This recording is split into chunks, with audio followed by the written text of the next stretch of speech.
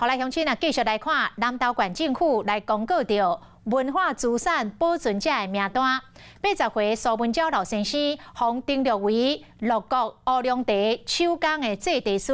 苏老先生嘛，特别伫80岁这年，用传统技术来做乐国的乌龙茶，互大家看到古式做茶的技术。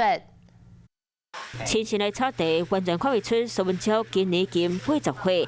南投县政府进前公告文化资产保存者名单，苏文昭真幸福登录做是传统乐国乌龙茶手工做茶师。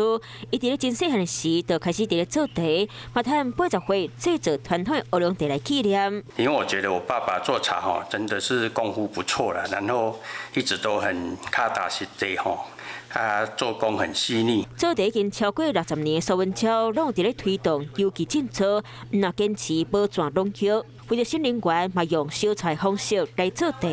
混农药做唔好呀，对身体嘛无好啦。苏文昭现场展现一部搁一部传统做茶功夫，脚手是不讲美了。伊嘛分享养生撇步，就是逐工啉1000cc 乌龙茶，要大家看到老师傅厉害功夫。 晚间9点，邀请您与世界同步，60分钟掌握全球脉动。